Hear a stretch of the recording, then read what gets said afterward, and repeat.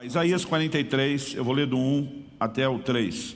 Mas agora assim diz o Senhor que te criou, ó Jacó, e que te formou, ó Israel. Não temas, porque eu te remi. Chamei-te pelo teu nome, tu és meu. Quando passares pelas águas, eu serei contigo. Quando pelos rios, eles não te submergirão. Quando passares pelo fogo, não te queimarás, e nem a chama arderá em ti. Porque eu sou o Senhor, teu Deus, o Santo de Israel, o teu Salvador. Meu Deus, declaramos nossa confiança e dependência no Senhor, na ação do Teu Espírito, para que a Tua Palavra não apenas proporcione informação, mas, ó Deus, que ela proporcione despertamento, que ela traga luz, entendimento, como diz a Tua própria Palavra, a Tua própria Escritura. Mas oramos que ela também desperte a fé, desperte-nos para, ó Deus, uma medida prática, uma resposta pragmática para aquilo que receberemos do Senhor. Nós oramos em nome de Jesus. Amém. Bom, a palavra de Deus diz que o justo viverá da sua fé. Nós não apenas experimentamos a salvação, e quando falo de salvação, obviamente inclui em primeiro lugar toda a perspectiva eterna da obra que Cristo fez, mas nós também precisamos reconhecer que a fé, ela vai proporcionar impacto na forma como vivemos a nossa vida terrena. Eu sei que existe muitas vezes deturpações do Evangelho ou da sua aplicação que vão ganhando alguns contornos humanistas, antropocêntricos, e algo que eu costumo dizer é a declaração de Paulo em 1 Coríntios 15, 19, quando ele diz: se é só para essa vida que esperamos em Cristo, nós somos de todos os homens os mais dignos de lástima. Uma outra tradução diz, os mais infelizes. No entanto, quando Paulo diz, se é só para essa vida que esperamos, ele está dizendo que é errado não projetar a vida eterna.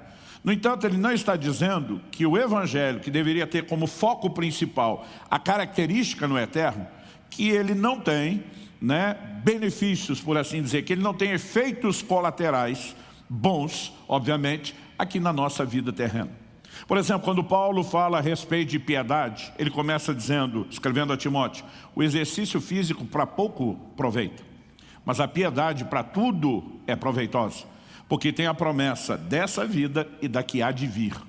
Quando ele está comparando, é como se fosse uma balança romana, os dois pratos, e diz, a piedade é bem mais proveitosa, tem bem mais peso.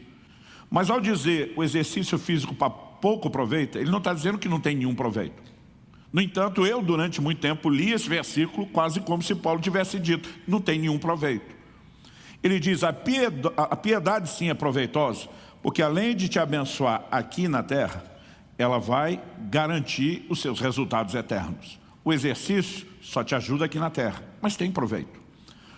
Obviamente, nunca estará no patamar da piedade que diz respeito à vida eterna, mas ele tem proveito. E muitas vezes nós pensamos na fé e com medo de incorrer nesse desvio que muitos acabam cometendo, de usar a fé quase como se fosse um meio de solucionar apenas problemas terrenos, nós muitas vezes deixamos de reconhecer que apesar de focar na salvação eterna, a fé também tem efeitos colaterais nessa vida terrena. Nós podemos viver intervenções de Deus no meio de circunstâncias adversas, no meio de problemas que enfrentaremos, e na verdade precisamos entender que, de acordo com as Escrituras, as pessoas eram preparadas desde o início da sua conversão para lidar com essas questões.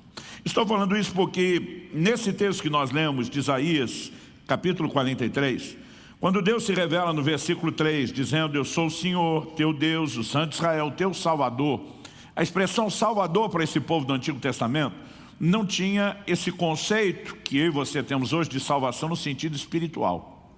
Para eles, a palavra Salvador, ela significava simplesmente um libertador, alguém que veio ajudar, alguém que veio socorrer, alguém que veio oferecer livramento. Se uma pessoa está se afogando e outra vai salvá-la, nós precisamos entender que naquele caso era um livramento da morte. Nós não aplicaríamos esse salvamento com um sentido espiritual, Mas de alguma forma parece que se a gente lê Salvador ou salvação na Bíblia, para nós só tem o sentido espiritual. Deus estava dizendo, eu vou livrar você. Livrar você do quê? No versículo anterior, o 2, Deus diz, quando passares pelas águas, quando passares pelo fogo. Agora, note que ele não diz se você passar, ele diz quando. Porque ele está dizendo que é só uma questão de tempo e você vai passar.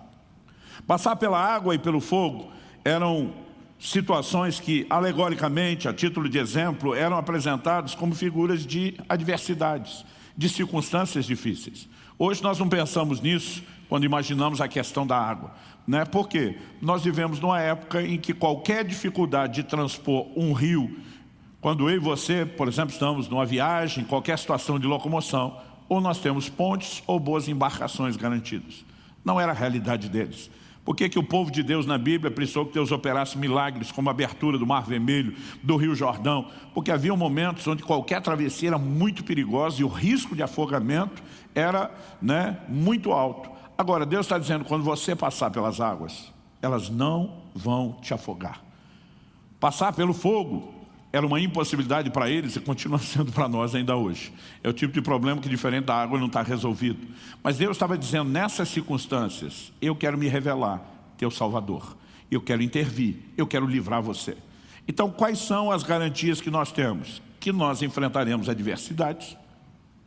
Porque, novamente, repito, ele não diz se você passar, ele diz quando. Então é só uma questão de tempo, você está na fila e vai chegar a sua vez. Outro dia um falou, está amarrado. Eu falei, pode amarrar, mas você está na fila e vai chegar a sua vez. Jesus disse em João 16:33, no mundo tereis aflições. Gente, isso é uma garantia, é praticamente uma promessa.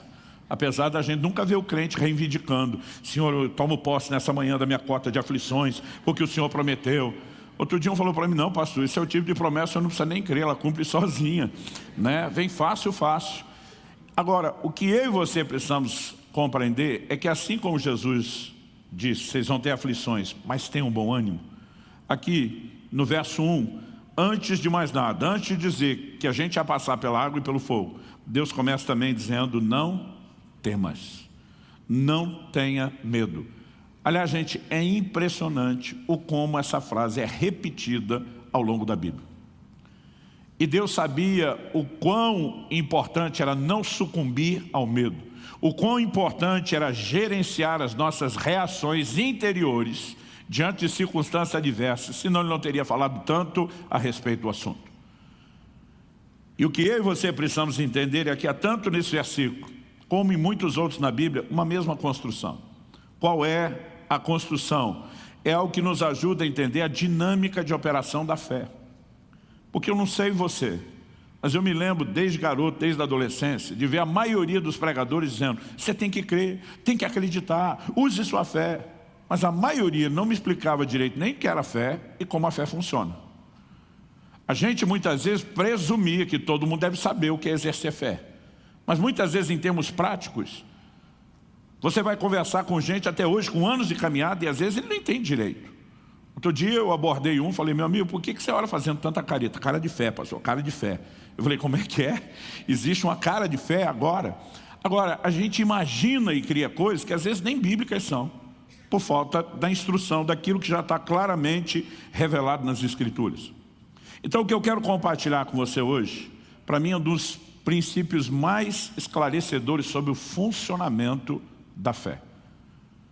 Jesus disse, no mundo tereis aflições, mas tem de bom ânimo, eu venci o mundo. Outro dia um falou para mim, ele é Jesus, ele vai vencer o mundo, nós não.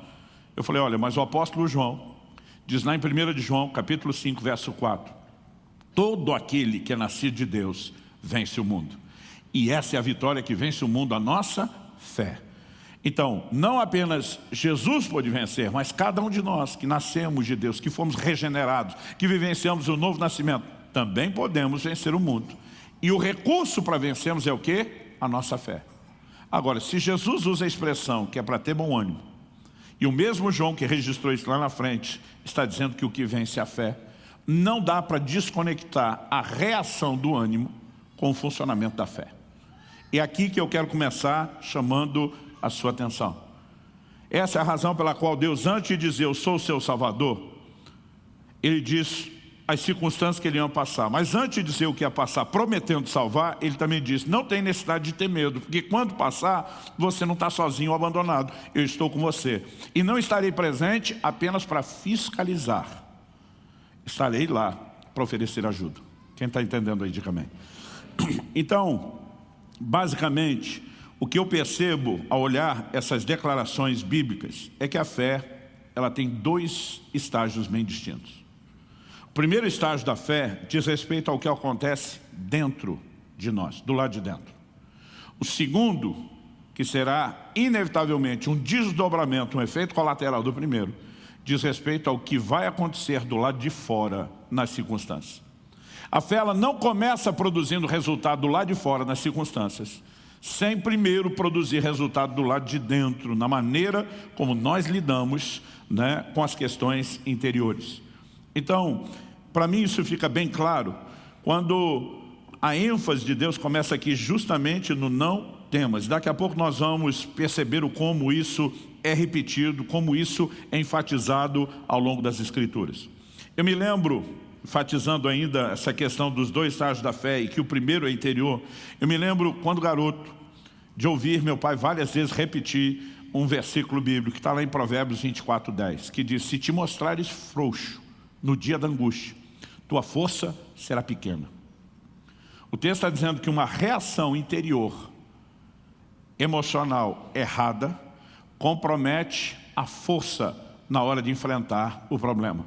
Mas basicamente a Bíblia não está falando meramente sobre a sua força. Eu diria que isso compromete inclusive a força que Deus poderia manifestar em meu e em seu favor. Porque é o que diz Isaías capítulo 30, versículo 15. Porque assim diz o Senhor Deus, o Santo de Israel, em vos converterdes e em sossegardes está a vossa salvação. Leia-se, livramento. E na tranquilidade, na confiança, a vossa força. Deus está dizendo, em sossegar, descanso interior, está o seu livramento. Na tranquilidade e na confiança, a sua força. Nós precisamos entender que antes da fé produzir qualquer resultado lá de fora, ela precisa se manifestar, trazendo força interior. Isso significa basicamente o quê? Nos colocando acima e não abaixo das circunstâncias.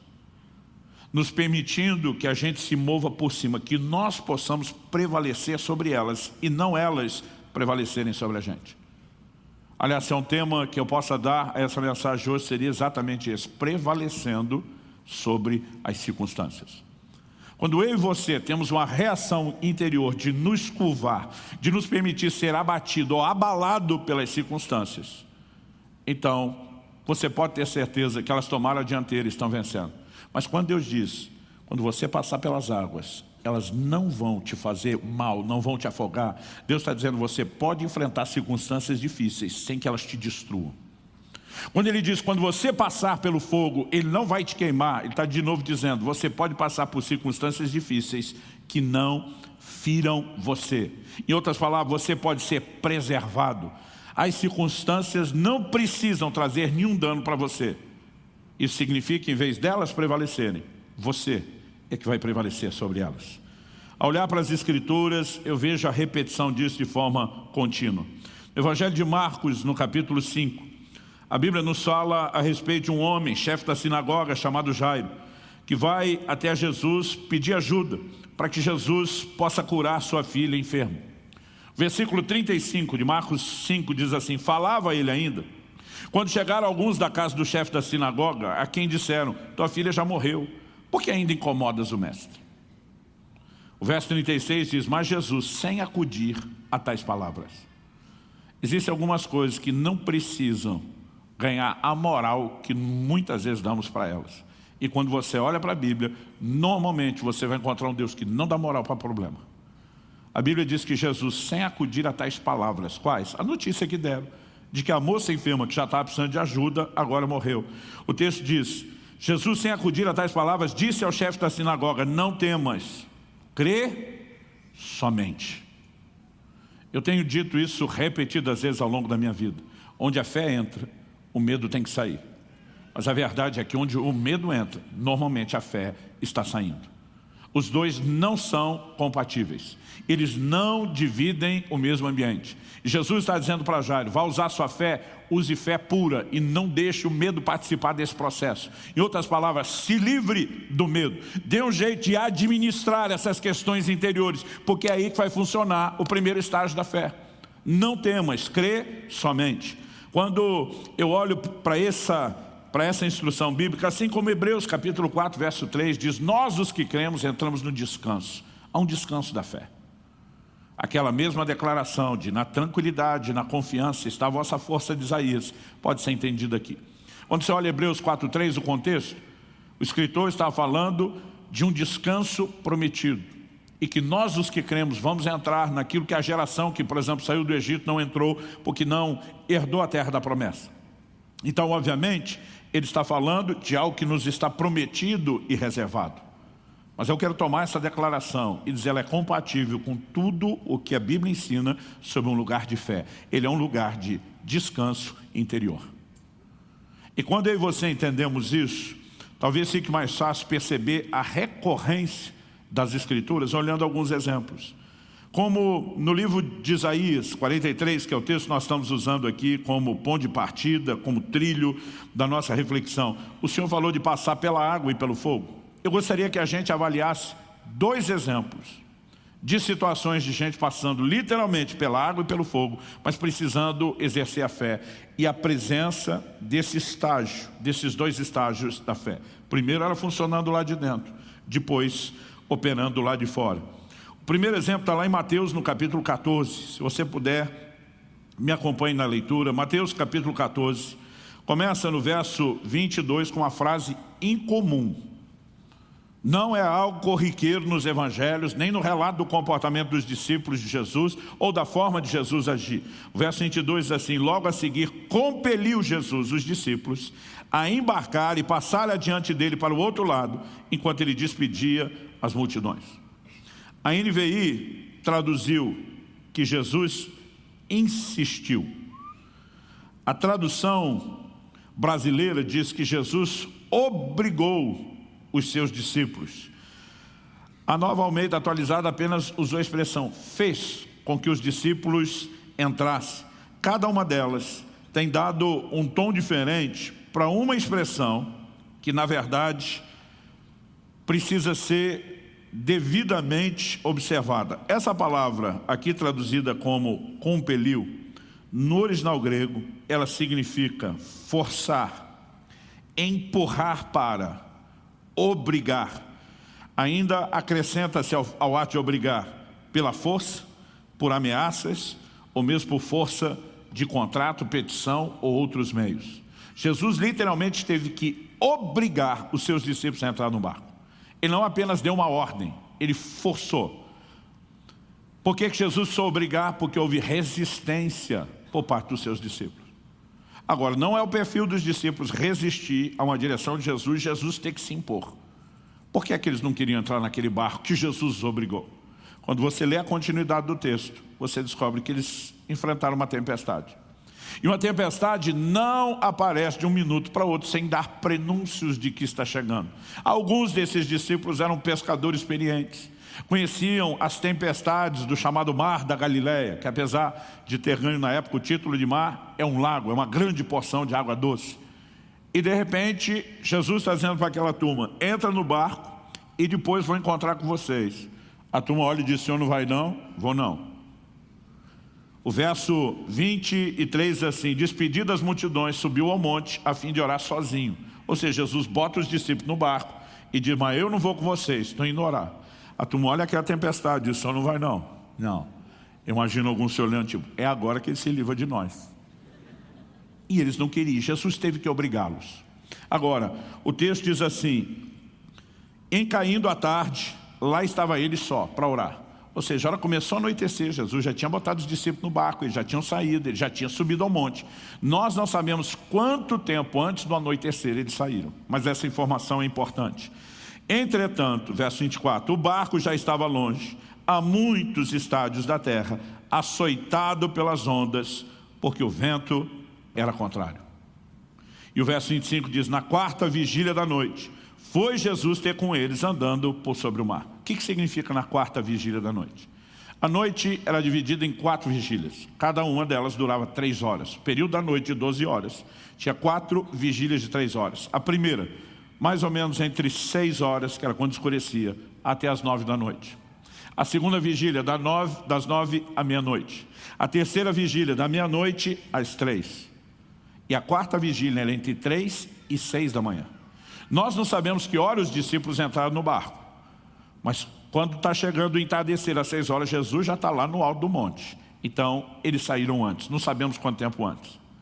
Agora, passaram-se 3 vigílias inteiras, pelo menos. Das 6 às 9, das 9 à meia-noite, da meia-noite às 3. Eles estão, em algum momento, entre 3 e 6 da manhã, sendo que saíram antes das 6 da tarde. Ou seja, no mínimo mais 9 horas e meia, talvez perto de 12 horas, eles estão dentro daquele barco. Os outros evangelhos dizem que eles estavam no meio do mar, depois de todo esse tempo. Eu costumo brincar que uma das coisas difíceis de estar no meio é que se você desistir da missão, está tão longe quanto, né? Interrompê-la. Depois de todo esse esforço, eles não conseguiram atravessar. A maior distância, falando da largura, não do comprimento do mar da Galileia, imaginando onde eles estavam atravessando a menor, não a maior distância, não o comprimento. Ela pode dar em torno de 11 quilômetros. Significa que eles tinham talvez conseguido, em todo esse tempo, chegar na metade. Um dos evangelhos diz que eles estavam literalmente na metade. O evangelho de João, quando dá a medida de estádios, aqui Mateus só diz muitos, quando você faz a conta da medida em estádios que João dá, 5,5 km, seria metade dos 11.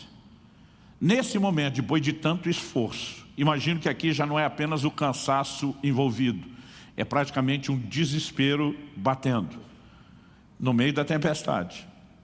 Então, além de estar à noite, se temos uma tempestade, não estamos falando de um céu com lua ou estrelas.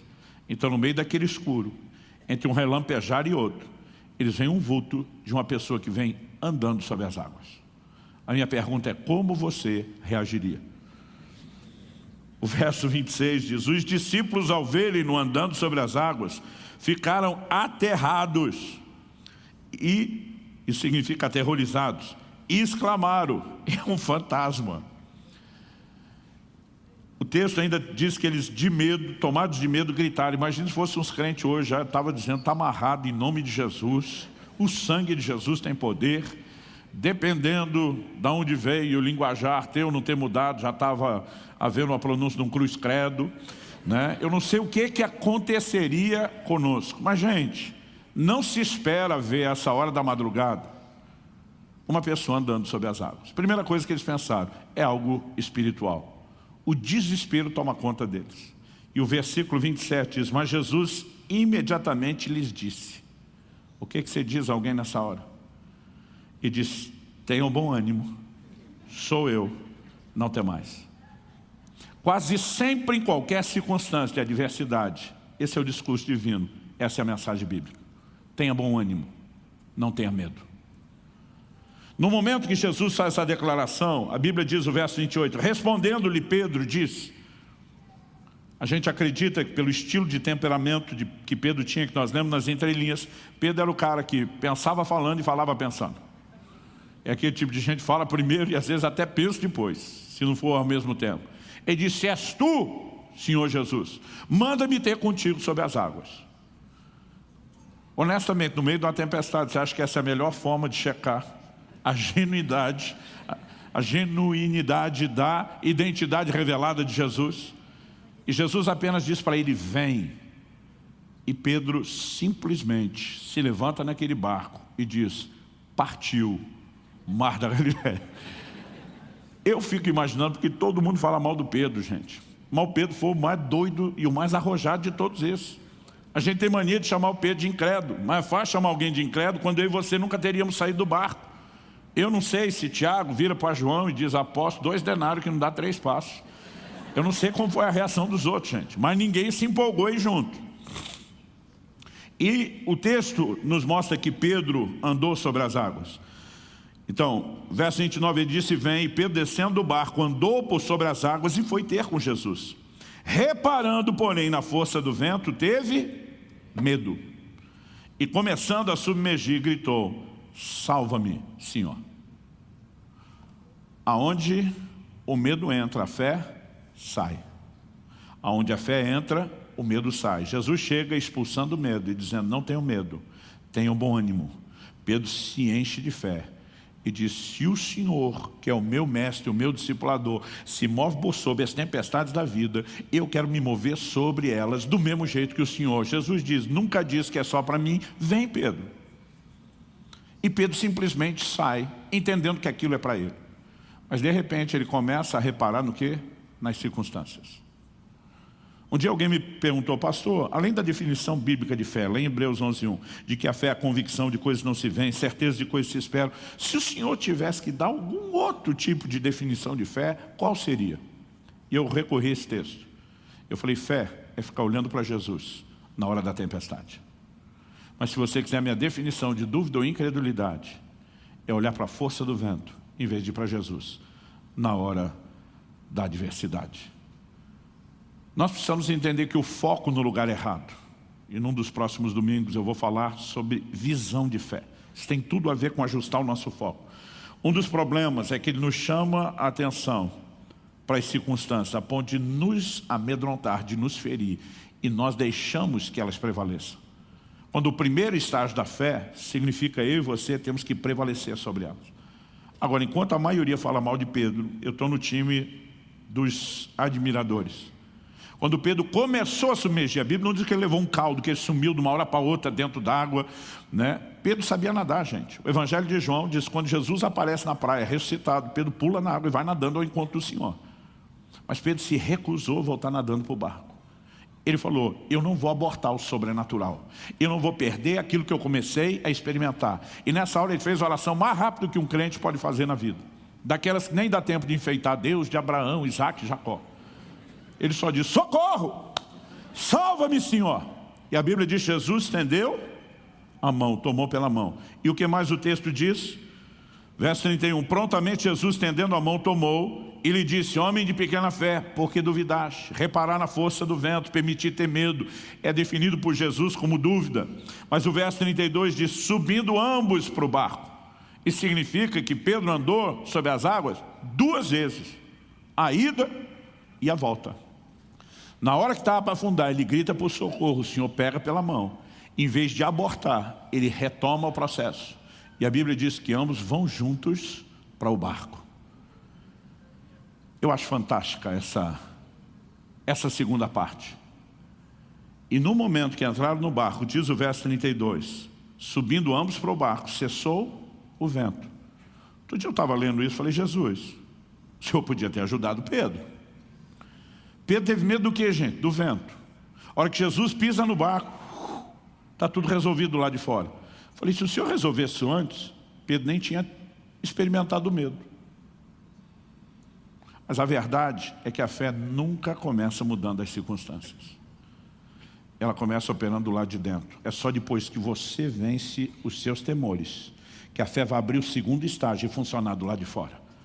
Pedro teve que lidar com medo quando andou, teve que lidar com medo que iria abortar o sobrenatural, mas quando resolveu aquilo, o Senhor simplesmente diz: agora vamos para o próximo estágio da fé.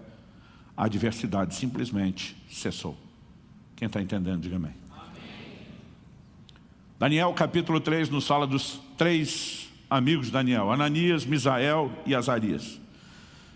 Eu gosto sempre de chamá-los pelos seus nomes originais, apesar da maioria de nós conhecê-los pela maneira como o rei Nabucodonosor os rotulou depois: Sadraque, Mesaque e Abdinego. A Bíblia diz que quando o rei ameaçou jogá-los na fornalha de fogo ardente, o posicionamento deles foi de ficar com a palavra de Deus. Gente, a fé sempre escolhe a palavra, sempre põe a palavra em primeiro lugar, sempre trata a palavra de Deus como a maior autoridade a ser obedecida, a ser respeitada, como a voz acima de qualquer outra. E eles sabiam que um dos mandamentos que Deus, por meio de Moisés, seu servo, tinha dado é: não farás para ti imagem de escultura, não te prostrarás diante dela, nem as adorarás. E quando o rei baixa um decreto mandando eles se prostrarem, eles olham para o rei e dizem: não vai rolar, nós não vamos desobedecer a Deus.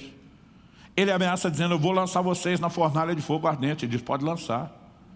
Nossa obediência a Deus não está condicionada a algum tipo de bônus, de atrativo para nós. Custe o que custar, nós vamos obedecê-lo. Mas não fale você que Ele não pode nos livrar. Naquele momento, Ele simplesmente abre um leque de fé. Deus pode inclusive nos livrar da tua mão, pode nos livrar da fornalha. O que é que aconteceu? Você conhece a história. Mas eu amo o resumo de Hebreus capítulo 11, verso 34. Que diz que alguns pela fé apagaram a força do fogo. Se você olhar para o que aconteceu, eles não apagaram o fogo. A fornalha continua acesa. Mas eles apagaram a força do fogo, porque o fogo não podia queimá-los. Particularmente, eu entendo que foi exatamente isso que Deus falou. Quando passares pelo fogo, Ele não te queimará. A chama não arderá em você. O primeiro estágio da fé é fazer com que o fogo perca o seu efeito. Depois, ou você vai apagá-lo, ou vai sair da fornalha. E o que significa isso? Significa que eu e você não nos curvamos diante dos temores que normalmente as circunstâncias nos proporcionam. Eu lembro de uma ocasião que eu fui visitar um irmão da igreja, logo no meu primeiro ou segundo ano pastorado. Ele ainda era muito novo na caminhada. Eu lembro de um dia que passei uma visita rápida. Eu estava inclusive no negócio dele, não era nem na casa. Falei, e aí meu amigo, passei para ver como é que está a fé. A resposta dele, sem nem pensar, foi, que fé? Eu falei, como é que é? Aí ele viu o jeito que ele tinha falado. Não, é que o senhor sabe, tem fé para circunstâncias, tem fé para salvação. Mas a resposta dele é de quem estava desanimadíssimo. Eu falei, agora que você fez distinção entre um e outro, eu quero saber das duas. Aí ele falou, pastor, honestamente, não vou ficar tapando o sol com a peneira, não. Ele falou, fé para circunstâncias está ruim.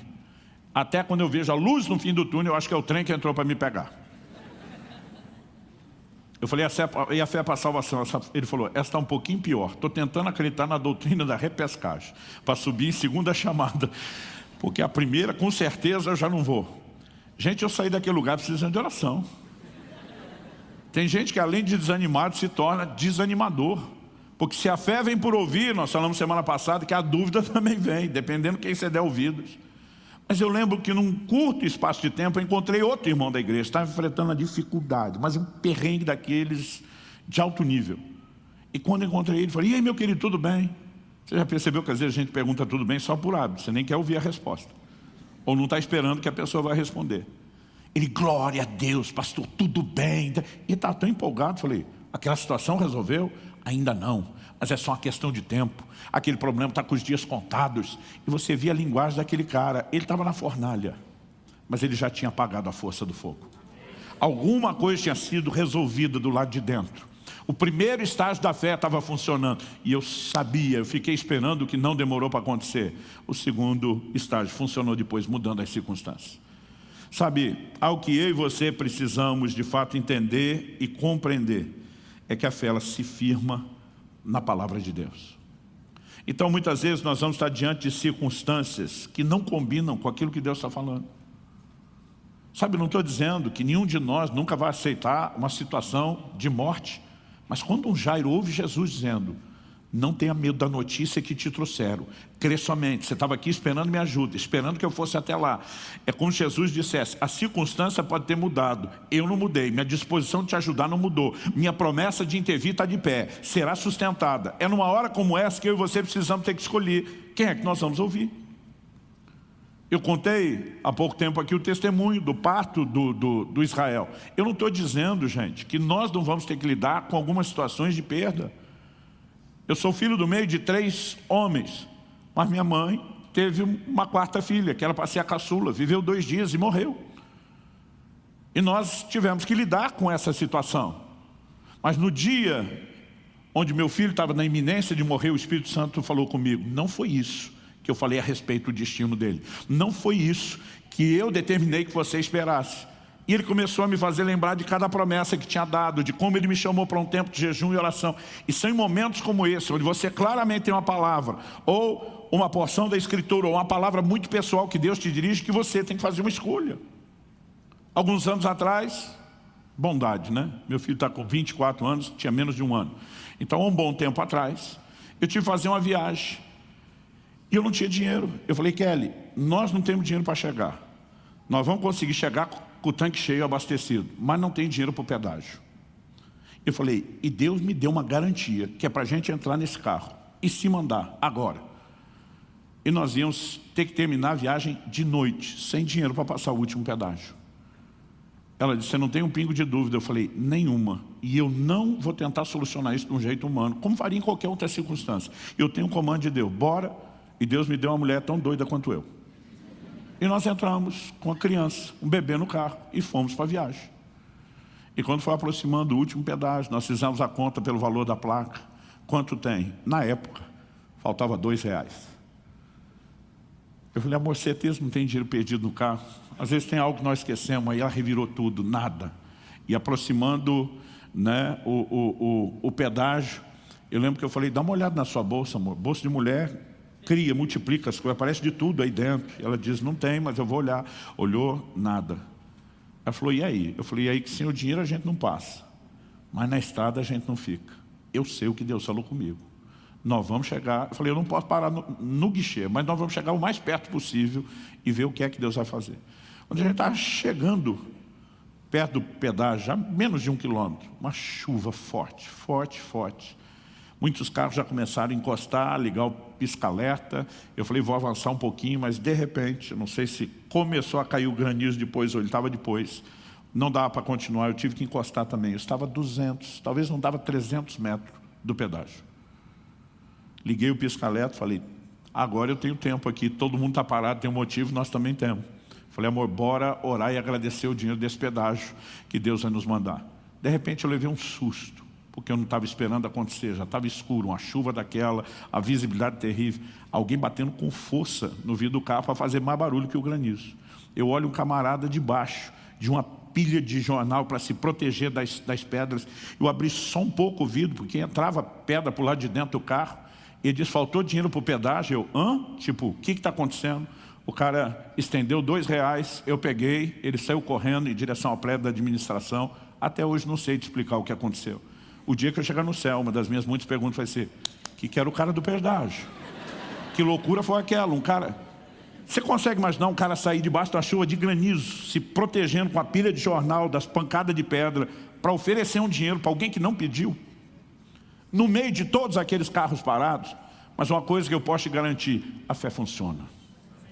Quando eu e você nos posicionamos, nós precisamos entender que a fé não apenas vem por ouvir a palavra de Deus, mas por levá-la a sério. A fé é convicção. Convicção do quê? De que aquele que falou é responsável pelo que falou, não está de brincadeira com o que falou, ele não pode mentir. Ele diz em Jeremias 1,12, eu, Senhor, velo sobre a minha palavra, vigio para fazê-la cumprir. E sabe, em momentos como esse, eu e você precisamos fazer uma escolha. Falar para você que a hora que eu olhei aquela estrada escura à noite, imaginar ter que ficar no acostamento com esposa e criança, não era algo assustador? Era, mas algo que eu aprendi com o tempo, você tem que funcionar no primeiro estágio da fé e resolver essa situação dentro de você. Depois você vai ver o segundo estágio abrir e funcionar. Quem está entendendo aí, diga amém. Eu quero terminar te encorajando. Há momentos onde eu e você vamos andar debaixo de algumas palavras de Deus e vamos ter que confiar nele. Isso não significa que nós não vamos ter que gerenciar sentimentos que surgem. Olha o que Paulo diz em 2 Coríntios, capítulo 1, dos versos 8 a 10. Ele diz, porque não queremos, irmãos, que ignoreis a natureza da tribulação que nos sobreveio na Ásia. Porquanto foi acima das nossas forças, a ponto de desesperarmos até da própria vida. Não é um cara qualquer, é um gigante na fé, como Paulo dizendo. Gente, o negócio foi tão tenso que eu cheguei ao ponto de desesperar da vida. Isso, o que é interessante é dizer, e eu não quero que vocês ignorem, eu quero que vocês saibam, eu vou abrir o jogo com você. Foi para lá de assustador. Mas olha o verso 9 e 10. Contudo, todavia, no entanto, entretanto, apesar disso, já em nós mesmos tivemos a sentença de morte para que não confiemos em nós, e sim no Deus que ressuscita os mortos.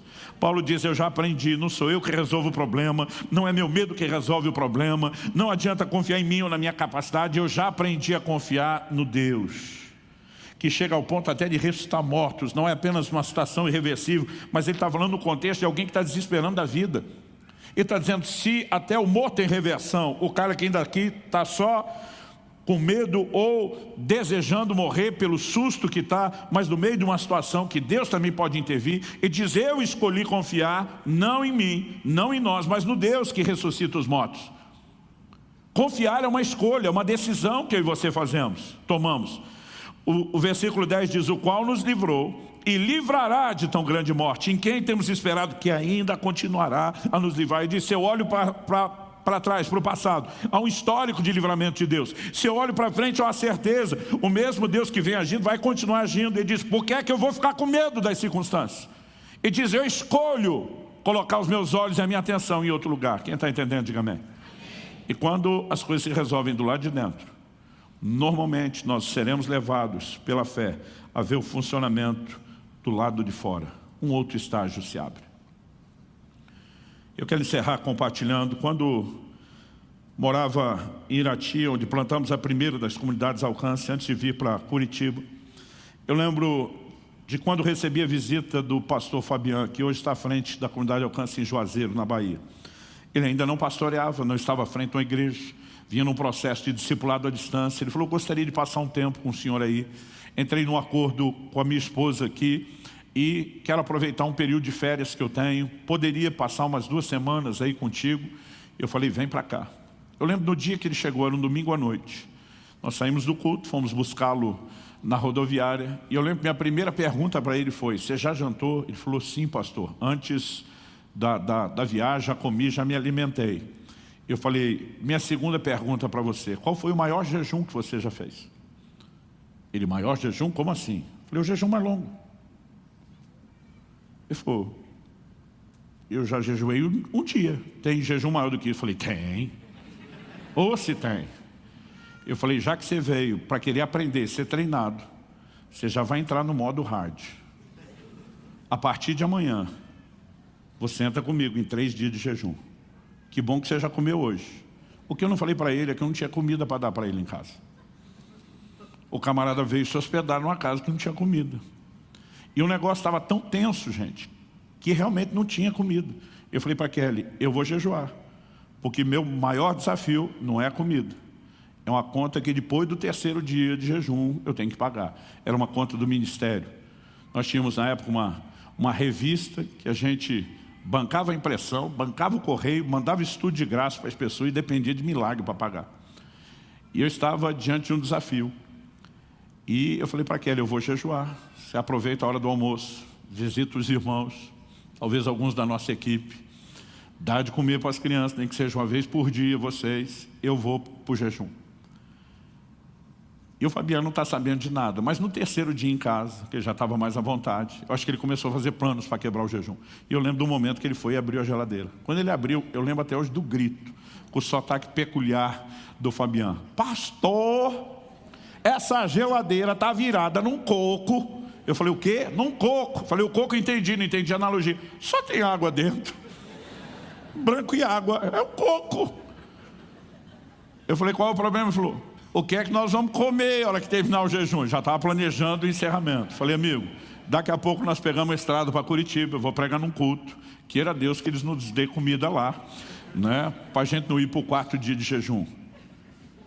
Mas ele, ainda inquieto, deu uma olhada, abriu uma porta, um armário do outro, falou, pastor, parece que está meio sem comida aqui. Falei, aham. Esse é um dos motivos que nós estamos jejuando, filho.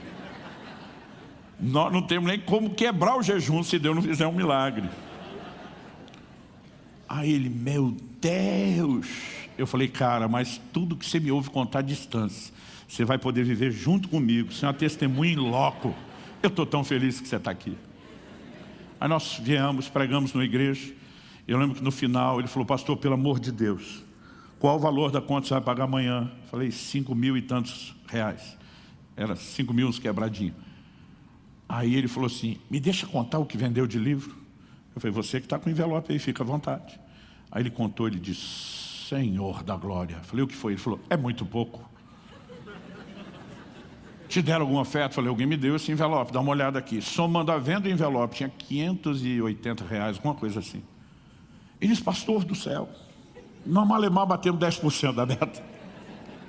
Eu falei, Fabiano, essa é a beleza da coisa. É você não deixar a circunstância te assustar. Eu falei, você é novo nisso, mas você vai enfrentar desafios na vida. Eu falei, eu estou exercitando meus músculos de fé faz tempo. Eu falei, eu não sei o que Deus vai fazer, porque normalmente ele é de uma criatividade que não faz sempre igual. Mas que ele vai fazer, ele vai fazer. Quando nós chegamos, o baiano dizia para mim, não consigo dormir, eu estou preocupado. Eu falei, pega uma carona na minha fé. Eu falei, apesar que eu também não sei se eu consigo dormir, porque eu estou empolgado, como é que vai ser dessa vez?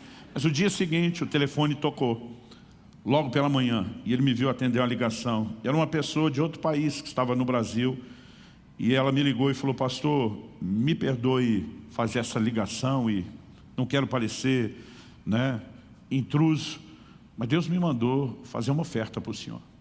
Eu não tenho dúvida, porque Deus me falou exatamente os centavos do valor que eu preciso dar. Então, o valor inteiro é todo quebrado, até os centavos. Eu lembro que nessa ocasião eu só falei assim, com que banco você trabalha? Não tinha Pix e TED naquela época. Transferência entre bancos era complicado. Então quem vivia de fé já deixava conta em todos os bancos abertos, para não ter dificuldade. Falei, que banco você trabalha? Banco tal. Falei, anota aí, agência e conta corrente. Ele falou, ótimo, vou fazer uma transferência. Falei, olha, eu podia olhar o extrato, descobri depois, mas você me deixou curioso quando disse que Deus falou todos os números quebrados e os centavos. Você se incomoda de me falar o valor? Ele falou, não, pastor. E ele me falou, eu peguei, anotei o papel. Quando desligou o telefone, chamei o Fabiano, falei, baiano, vem cá, está vendo esse número aqui? Alguém disse que vai fazer uma transferência agora. Falei, soma com o valor de ontem. Ele pegou e somou. Falei, agora pega esse boleto e vê. Eram exatamente os centavos, o valor exato em cada número, quebradinho até os centavos do boleto que a gente tinha que pagar. O baiano falou, pastor, ainda estamos sem comida. Falei, criatura, isso aqui não é uma provisão restrita, é uma mensagem. É Deus dizendo, isso não é coincidência, isso não é acidente, eu estou cuidando de você. Falei, feio, mais difícil, a conta mais alta, tu acha que nós vamos ficar sem comer? E eu lembro dele dizendo, pastor, como o senhor consegue essa tranquilidade? Falei, agora. O desespero que eu vivia no início, tu não tem noção. Mas algo que eu já aprendi, o desespero não resolve, só piora. A fé resolve. Você tem que tomar uma decisão. Quem está entendendo? Se você deixar as circunstâncias prevalecerem, você vai perder. Mas se você escolher prevalecer, Deus, o reino de Deus vai ganhar.